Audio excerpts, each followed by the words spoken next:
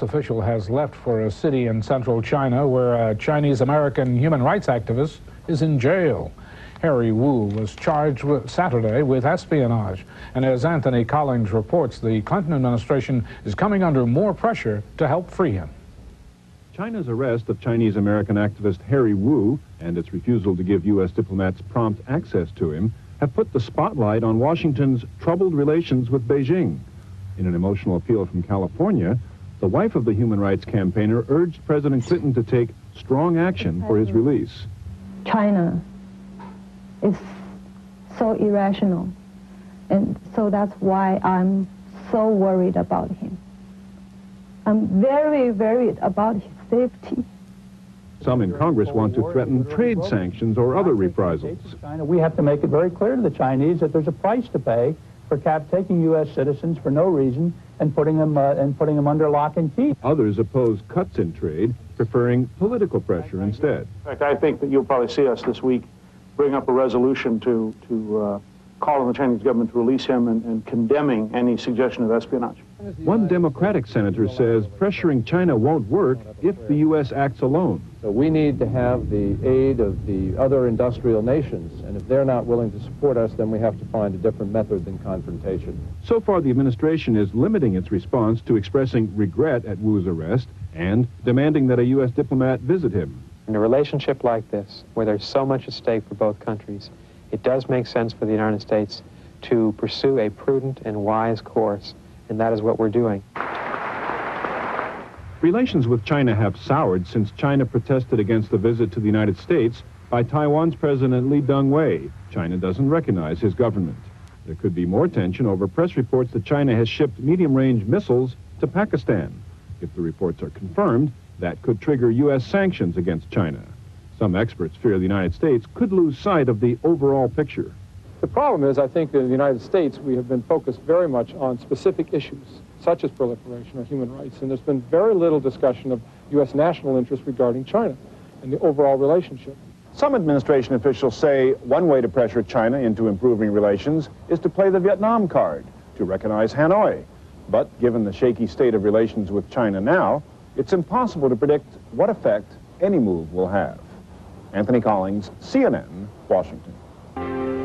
Susan Smith has been in prison for 8 months, charged with murdering her 2 sons. Now it's time to pick the jury that'll judge her. Good morning. From the CNN newsroom in Atlanta, this is the second hour of Early Edition. U.S. officials in China have finally been allowed to meet today with Chinese-American activist Harry Wu.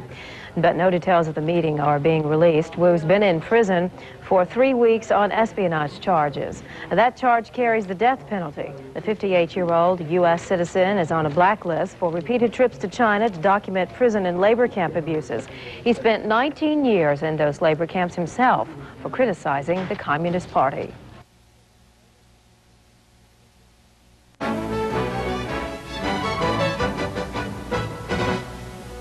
Thank you, Jim. Detained Chinese-American dissident Harry Wu told a U.S. diplomat today he's being treated fairly by his Chinese captors and is not being tortured. But the State Department said the meeting in the jail was monitored by Chinese authorities. Wu, who's been charged with espionage, has been in custody since mid-June. The State Department maintains Wu is innocent and warns his detention could damage already tense relations with Beijing. From ABC, this is World News Tonight with Peter Jennings. In China today, an American official has finally been permitted to meet with Harry Wu, the Chinese-American who was arrested by Chinese police nearly 3 weeks ago. Mr. Wu is in a prison in the city of Wuhan. Here's ABC's David Ensor. U.S. officials said the meeting was held in a prison and lasted 30 minutes. Mr. Wu stated that he was fine, that he was being fed, and he had not been beaten or tortured. I understand that the conversation had to take place through a glass partition. 5 Chinese officials were in the room, and the American diplomat was not permitted to discuss the case with Wu. U.S. officials are concerned that he may not know what the main charge against him is, stealing state secrets. Certainly, Chinese officials know that in Harry Wu they have a determined adversary.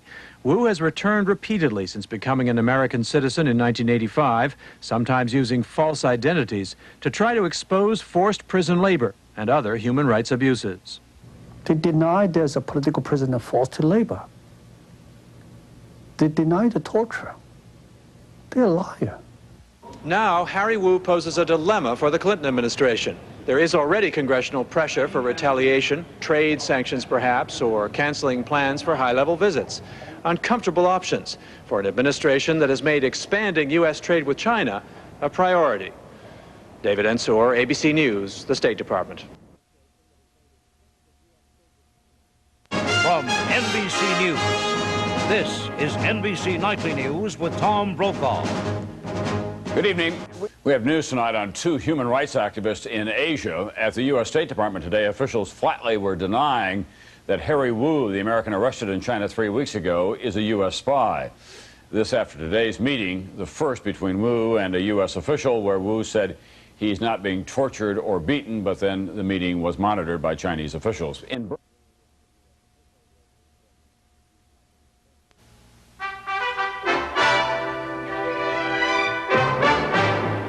Good evening, I'm Jim Lara in Washington. And I'm Robert McNeil in New York. Chinese-American activist Harry Wu said today he has not been mistreated by his Chinese captors.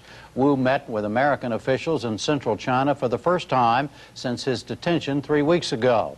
Wu was formally arrested last Saturday and charged with espionage and trying to enter China illegally. He faces the death penalty if convicted.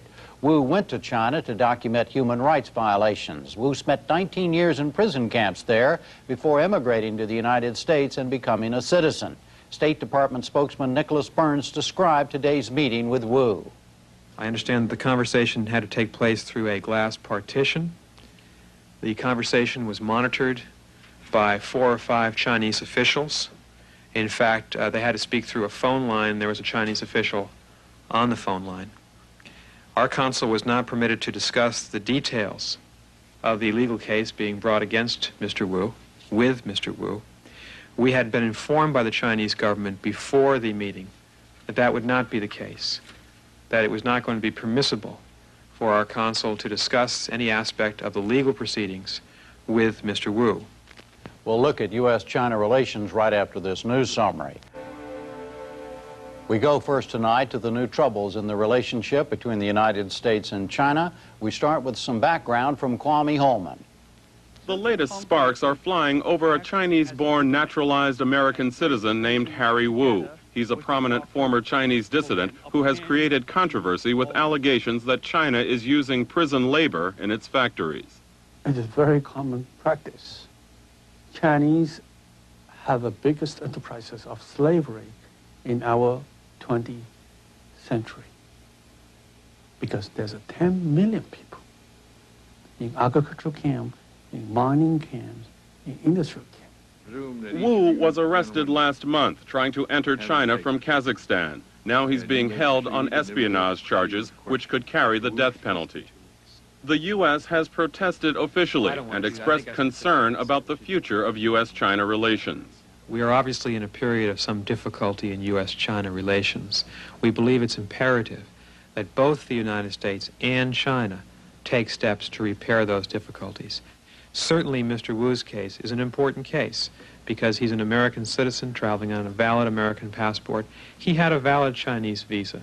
He was not aware upon entering China that any difficulties would ensue. It's a serious case, but there are a number of issues that remain on the agenda that are quite important, that need to be resolved. There are a number of opportunities between the United States and China that speak to both of our national interests. On their side, the Chinese feel angry and aggrieved over the visit of the president of Taiwan to the United States a month ago.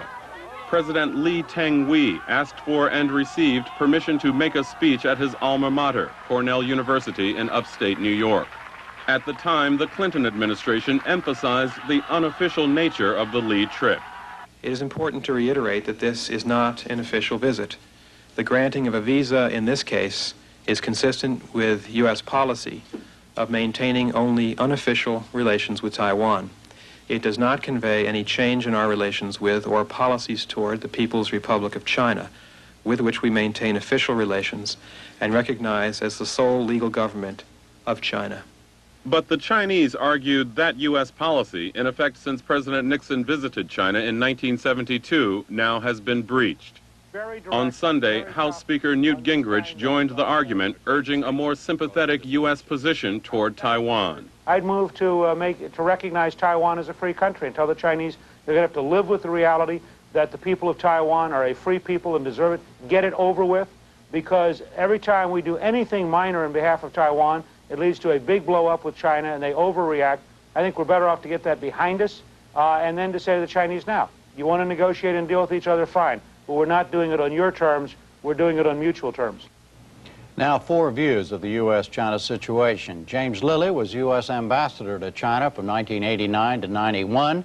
He's now with the American Enterprise Institute. Stephen Solarz is a former Democratic congressman from New York and was chairman of the Asia-Pacific Subcommittee of the House Foreign Affairs Committee. Nancy Burnkoff Tucker is an Asia scholar at the Woodrow Wilson Center in Washington. And Kim Holmes is Vice President and Director of Foreign Policy and Defense Studies at the Heritage Foundation in Washington. Mr. Ambassador, first on the Harry Wu issue, should the United States make a big deal of this? No, there are more important issues between the United States and China than Harry Wu. We have to act according to principle on this one. We have to get Harry Wu out of there. I worked 13 months to get Fang Lijie out of there. We finally got him out, and we kept his integrity intact. It takes time, it takes patience. This was a prior case similar to this. This is from 1989 to 1990. Yeah. What is it that they say Wu did that was so bad? Well, they say he entered China. Previously, he carried out espionage, he stole documents, he visited places he shouldn't have gone to, and he used aliases to get in, which they say is a clear violation of their law and which is espionage. Why is this such a big thing to the Chinese? The Harry Wu situation as such would be a big thing under any circumstances because they consider it a violation of sovereignty.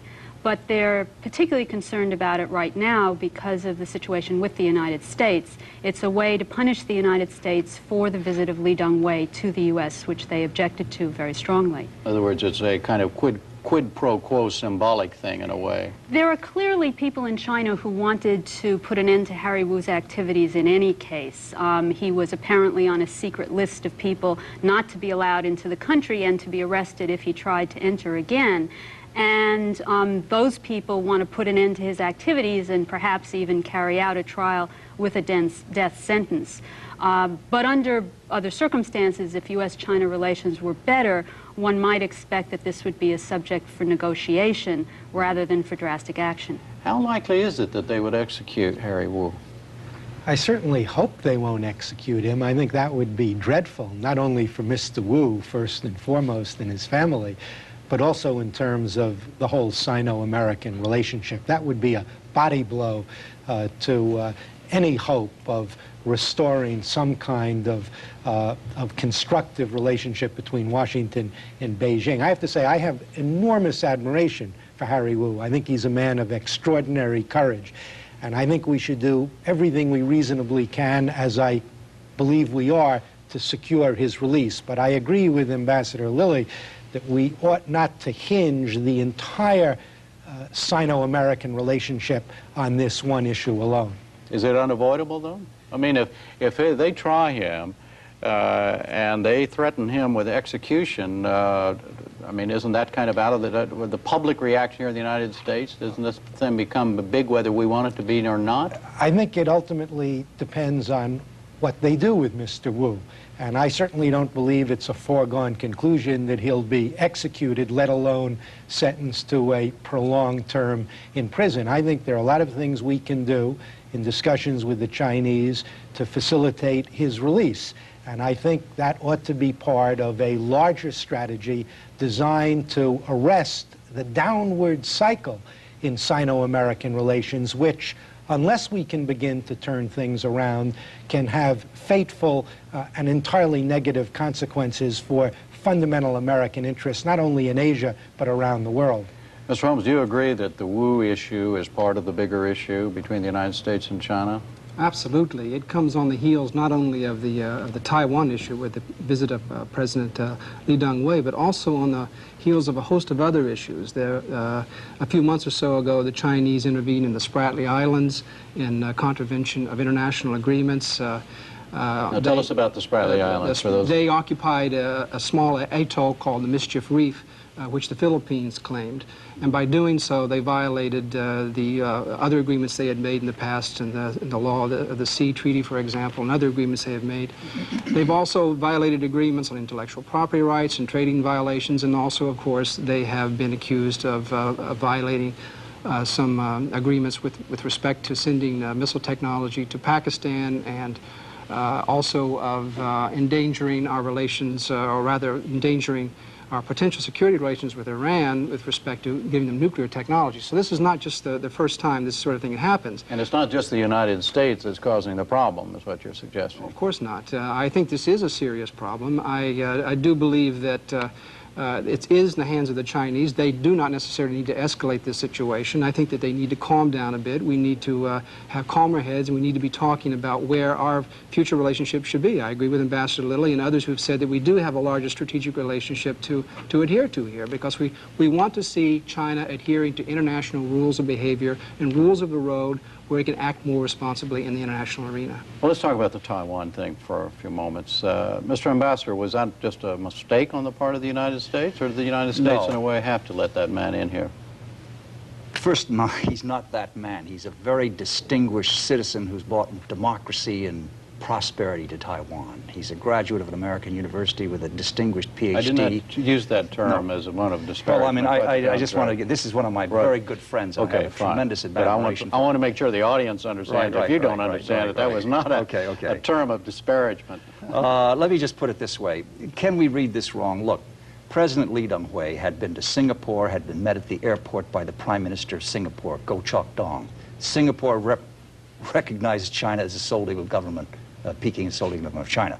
He saw President Suharto of Indonesia.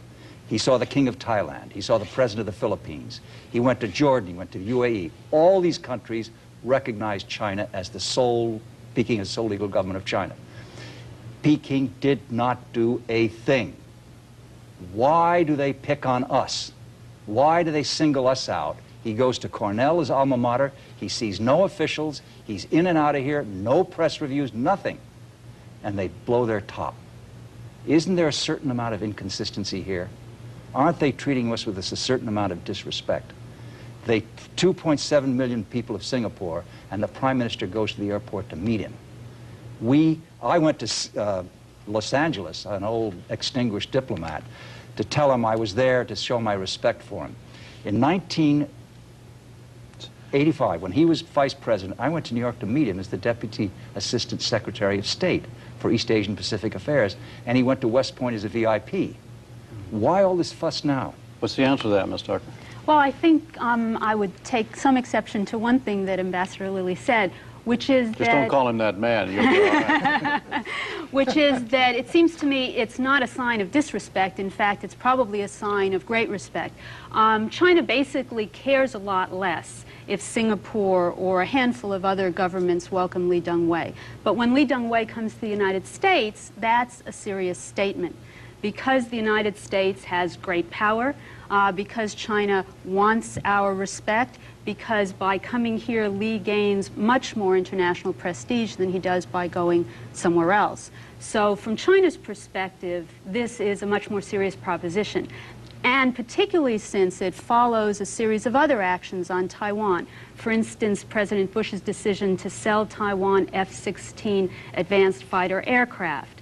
The recent effort by the Clinton administration to carry out a Taiwan policy review, which, though it didn't amount to much, from the Chinese perspective, indicated a possible change in American policy.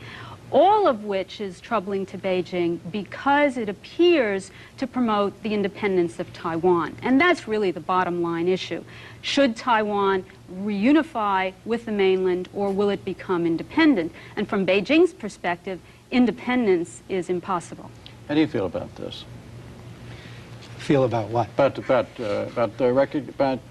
President Lee coming to the United States. What they've just been talking about? The Taiwan thing. I think the Chinese have really overreacted to this invitation. They easily could have ignored it the way they did his visit to other countries. But I think we need to understand that the reason for their overreaction is probably due to the observable deterioration in Sino-American relations and a growing feeling on their part that we're not simply insensitive to their concerns, but that we are actively embarked on an effort to contain them and to undo the accomplishments they believe of their revolution. Now, I think that's a fundamental misinterpretation of American policy, which is based not on containment but engagement. But nobody can, I think, seriously deny that that is how it is perceived by Beijing. Consequently, what needs to be done about it? But let's go back to the specific question. Did the United States make a mistake in allowing Lee to come into the United States?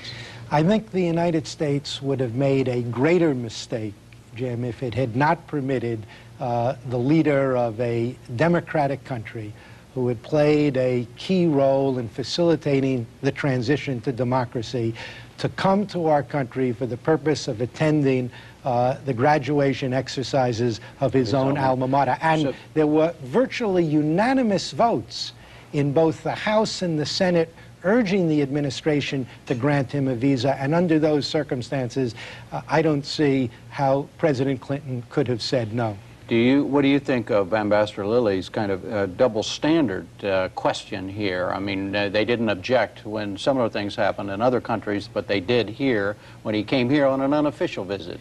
I think he's right that there was, in terms of the Chinese response, a double standard.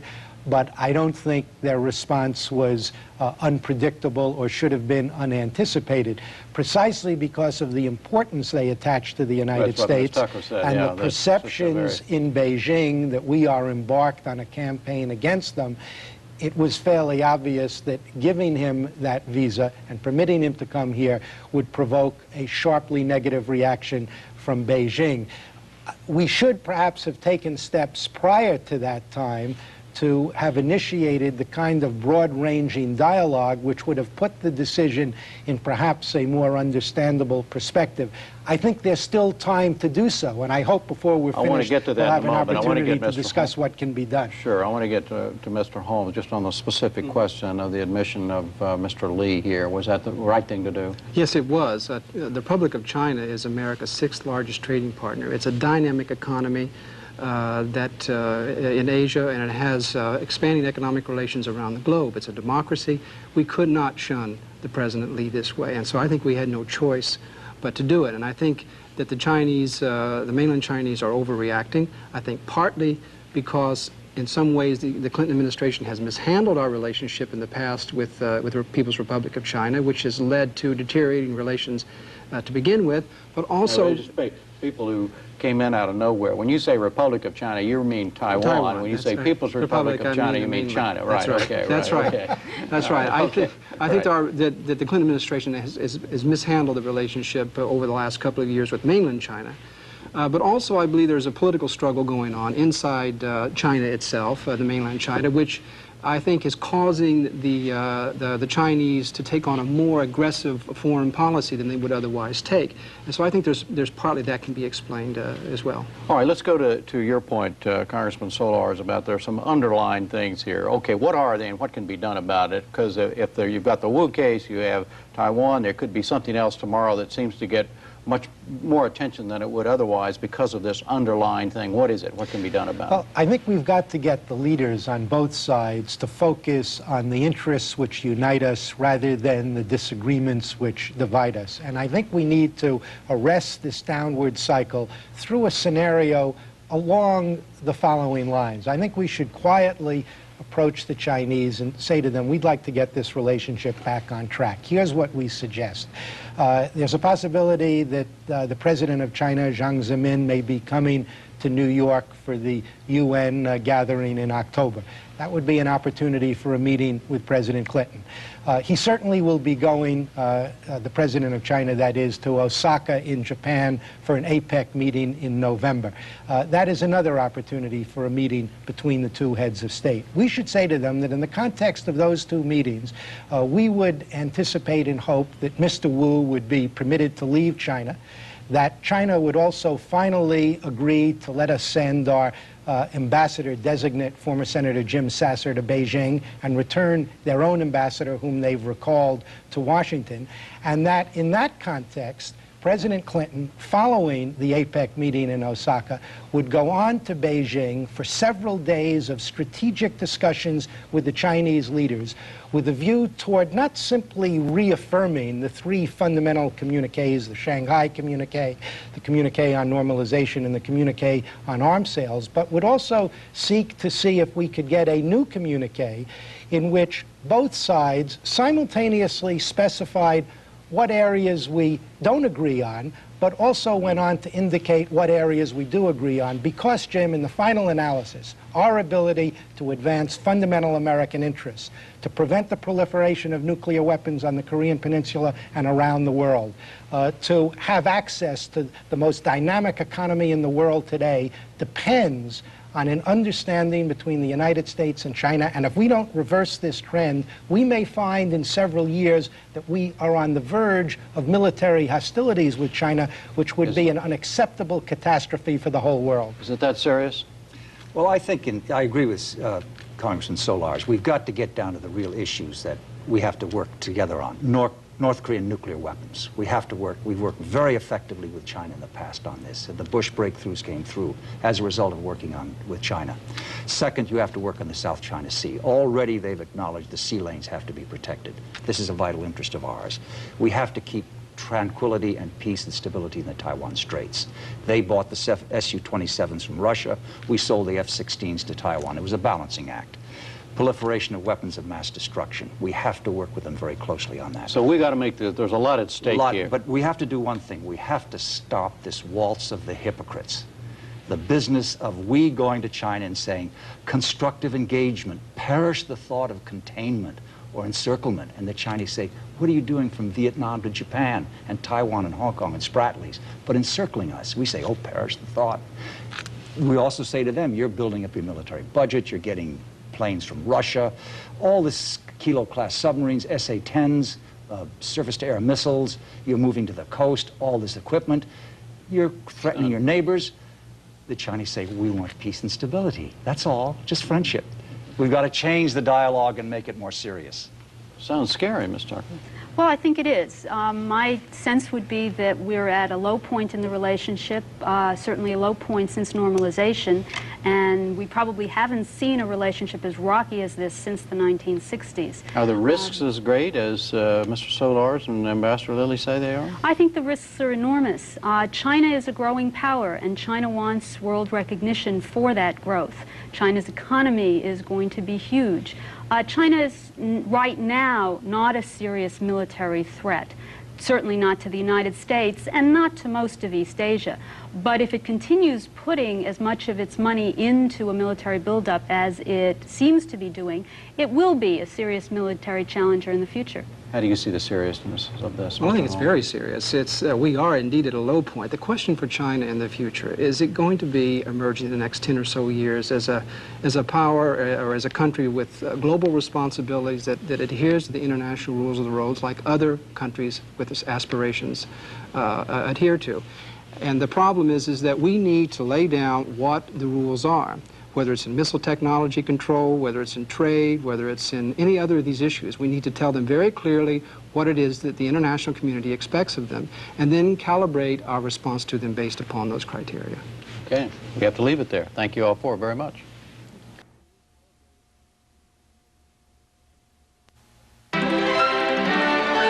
This is CNN. Good morning. I'm Bob Kane. From the CNN newsroom in Atlanta, welcome to the second hour of Early Edition. Good morning. I'm Andrea Arsenault. Here's a preview of some of the stories we're covering this hour. Here on Early Edition, we will talk with Qing-Li Wu, whose human rights activist husband, Harry Wu, is in jail in China on espionage charges.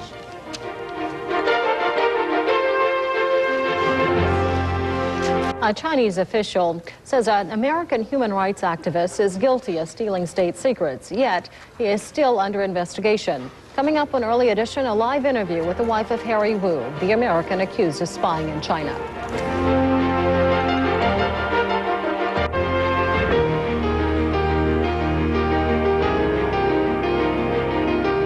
The war of words is escalating between the United States and China. China is calling the United States the world's master spy and claims now the espionage charges against American Harry Wu are irrefutable.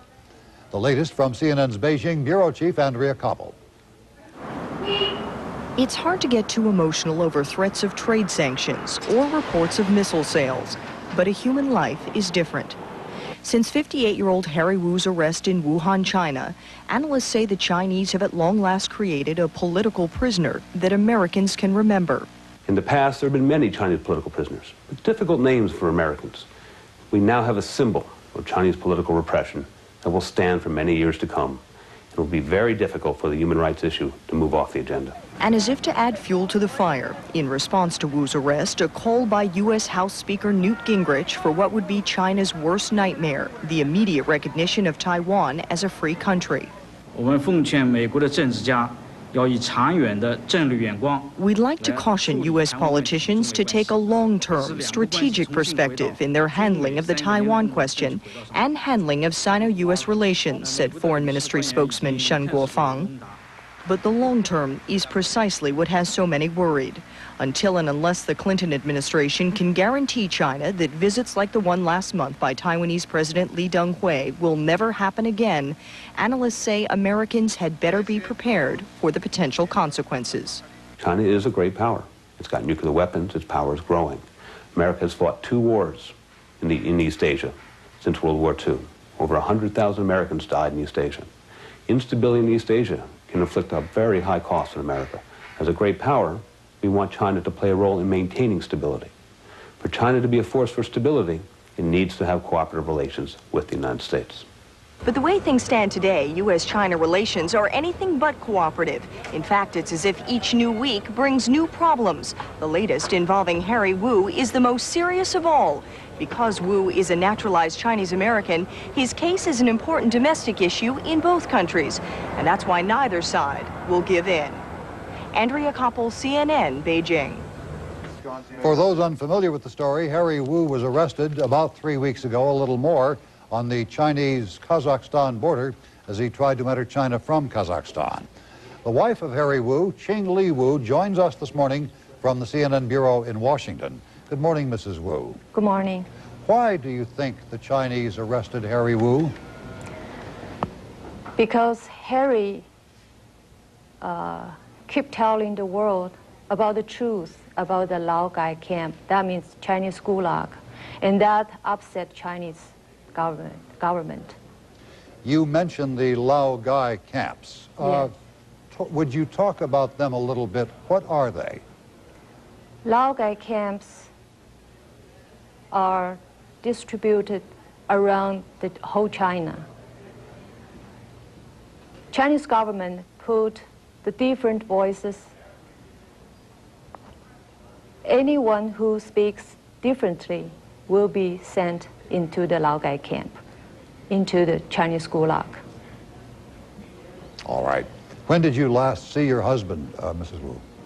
On June 12th. Are you worried about his health? Yes, I worried about his health very much.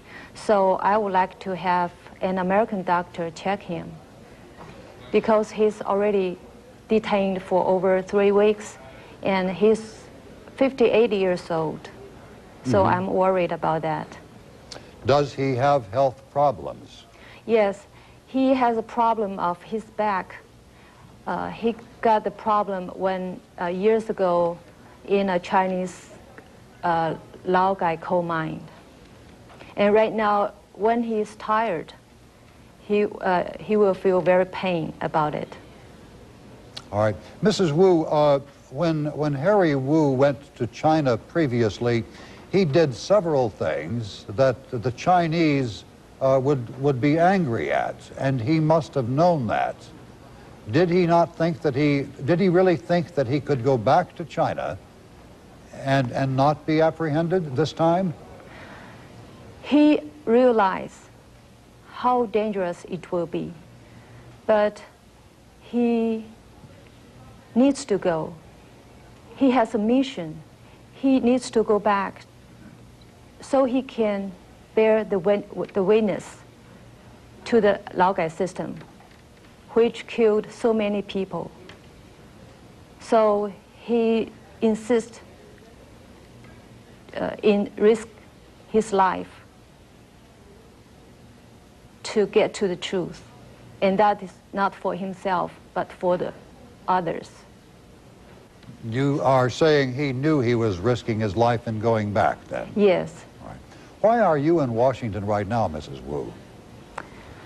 Because Harry is still detained in China, and I want to speak to anyone who can help Harry to persuade Chinese government to release him. Who have you talked to so far? I just arrived to Washington last night. Do you plan to try to talk to the State Department, to President Clinton? I don't have an appointment yet. You realize some members of Congress are sympathetic to your cause, do you? Yes, yes, I understand, and I appreciate it very much. All right. We thank you for talking with us, Mrs. Wu. Thank you. And we wish you well. Thank Andrea. you. Thank you very much.